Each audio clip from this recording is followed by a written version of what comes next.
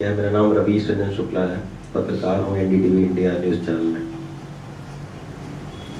अभी बहुत सारे लोगों की बातें मैं बड़े ध्यान से सुन रहा था। मुझे लग रहा था कि कितने अच्छे और कितने शानदार विचारों के साथ में लोग यहाँ पर बैठे हुए हैं। मैं बहुत सारे लोगों के साथ में उठता बैठता हूँ, लेकिन उनके चेहरे पर, मतलब उनके शरीर पर बहुत ही अच्छे कपड़े रहते हैं। उनके पास बड़ी बड़ी गाड़ियां रहती हैं। उनके पास तो सब कुछ रहता है जिसके लिए एक औसत आदमी पूरी जिंदगी भर उन चीजों को नहीं उसको मिल सकती हैं। लेकिन उसके पास वो थिंकिंग नहीं होती, वो विचार नहीं होता है। बहुत सारे अभी यहाँ जो भी लोग आए टोले, उन्होंने बहुत अच्छे उनके विचार थे। देखिए, रुपया ले आएंगे आप, पैसा ले आएंगे, बहुत सारी चीजें और भी ले आएंगे, बट एक अच्छी सोच ला पाने में आपको पूरी जिंदगी, क्या आप जिंदगी में भी नहीं ला पाएंगे एक अच्छी सोच अगर किसी को लानी है। और वो सारे लोगों के पास आई थिंक है, सारे लोगों के पास जिनको भी अब तक मैंने सुना हुआ है। ये एक बहुत अच्छी चीज है। स्टैमरिंग का जिंदगी में बहुत एक अहम रोल है हम सारे लोगों की जिंदगी में। स्टैमरिंग नहीं होता तो शायद हम लोग मिल भी नहीं पाते यहाँ पर। स्टैमरिंग नहीं होता तो एक जो हमारे अंदर जो एक अच्छे संस्कार है, एक अच्छे विचार हैं, दूसरों के लिए एक सम्मान है हमारे दिल में, वो शायद नहीं हो पाता।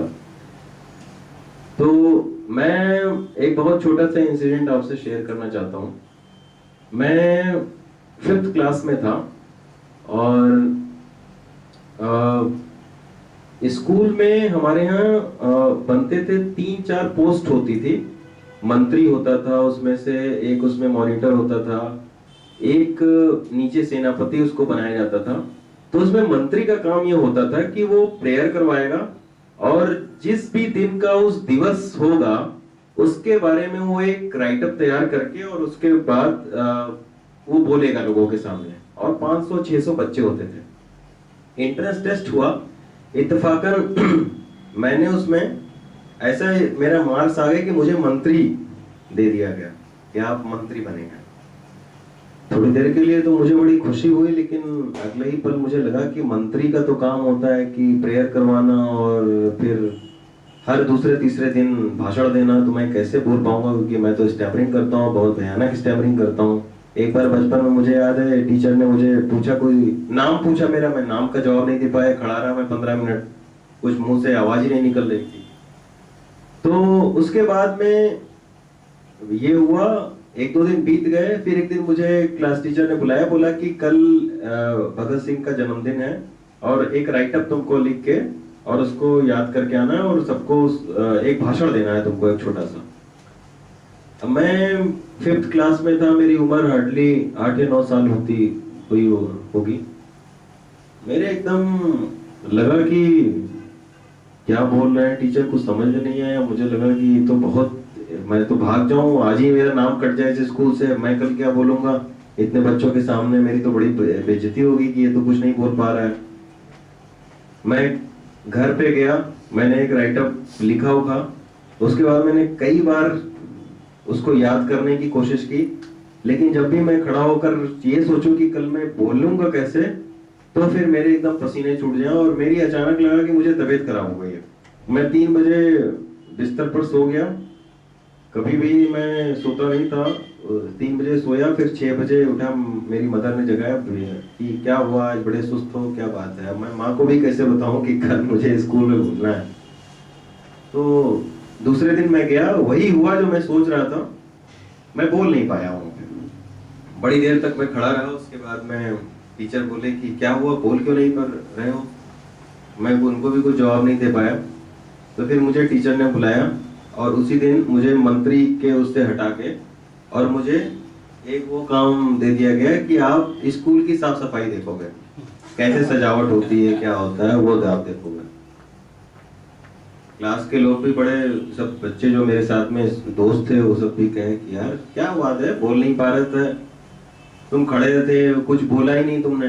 मैंने कहा यार मैं बोल नहीं पा रहा, पता नहीं हकला रहे हो क्या। हो सकता है हकलाता हूँ मैं, इसीलिए बोल आवाज नहीं निकल रही।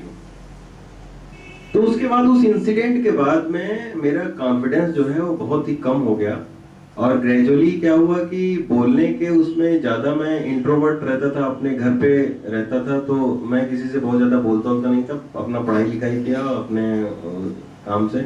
लेकिन जब मैं यूनिवर्सिटी में आया और मैंने जर्नलिज्म ज्वाइन किया जहाँ पे बोलने का और लिखने का ही काम होता है, तो फिर एक बार मेरे सामने एक बहुत बड़ी सिचुएशन खड़ी हुई कि आखिर मैं कैमरे को कैसे फेस करूंगा, लोगों को कैसे फेस करूंगा, क्योंकि इसमें बहुत ज्यादा आपको लोगों से फेस करना होता। थोड़ी ही देर में आप तुरंत आप रिवील हो जाएंगे कि आप हैं क्या। तो फिर भी मैंने सोचा कि अब मैं ऐसी गलती कतई नहीं करूंगा कि मैं वही अपना पास्ट मैंने याद किया कि मैंने जिस तरीके से मुझे एकदम कहाँ मैं मंत्री था और फिर नीचे उतार कर दिया था, रख दिया था। तो इसलिए मैं सोचा कि अब मुझे लड़ना है इस स्टैमरिंग से। बहुत सारी कोशिश की, खुद से कोशिश किया, कई बार अटकता भी था। उस जिस दिन अटक जाऊं उस दिन 2 दिन तक नींद नहीं आती थी, मैं क्या करूं। फिर लगे नौकरी छोड़ के मैं कोई दूसरा स्विच ओवर कर जाऊं किसी दूसरे सेक्टर में। ऐसा भी लगा कि इलेक्ट्रॉनिक मीडिया छोड़ के न्यूज़पेपर का ज्वाइन कर लूं, क्योंकि न्यूज़पेपर में बोलने का नहीं होता। धीरे धीरे मैं अपने आप से, और फिर मैं सर के पास में, एक दिन क्या हुआ कि मैं लाइव पर खड़ा हुआ था और मैं बहुत ज्यादा अच्छा बोल नहीं पाया। मेरे बॉस का फोन आया, क्या हो गया यार, अटक क्यों रहे थे बहुत ज्यादा। मैंने कहा सर वो पानी नहीं पिया था, अलग सो गया था। तो उस दिन मैंने बड़ा अंदर से बड़ा मुझे खराब लगा। फिर मैंने सोचा कि अब मैं इस दिशा में और ज्यादा गंभीर प्रयास करूंगा। अभी तक तो मैं एफर्ट करता था, लेकिन मैं खुद से ही एफर्ट करता था। अब मैं और खुल के किसी से राय लूंगा, स्पीच थेरेपिस्ट के पास जाऊंगा, लोगों से को बताऊंगा कि मेरी प्रॉब्लम क्या है। मेरा एक कलीग भी ऐसे ही बहुत ज्यादा स्टैमरिंग करता है, लेकिन वो ऑन जब स्क्रीन होता है या कुछ होता है तो वो बिल्कुल फाइन, फिट एंड फाइन दिखता है। मैंने सोचा उससे भी मैं डिस्कस करूंगा। फिर मैं सर के पास में आया और फिर मैंने शुरुआत की अपने को बदलने की, चेंज करने की। वो हालांकि प्रोसेस कर रहा था मैं, लेकिन फिर मैं आया तो और ज्यादा तेजी के साथ उस प्रोसेस को मैंने शुरू किया। और अभी मेरे पिछले 1 साल में मैंने अपने अंदर बहुत सारा चेंज देख रहा हूँ। 1 साल क्या मतलब 7-8 महीनों से वो चेंज है कि मेरे अंदर बहुत ज्यादा कॉन्फिडेंस बढ़ गया है। वो टीवी पर भी मुझे नजर आता है, और अभी मेरी प्रमोशन हो गई और मुझे खुद मेरे टॉप बॉस ने बोला कि तुम बहुत अच्छा काम कर रहे हो।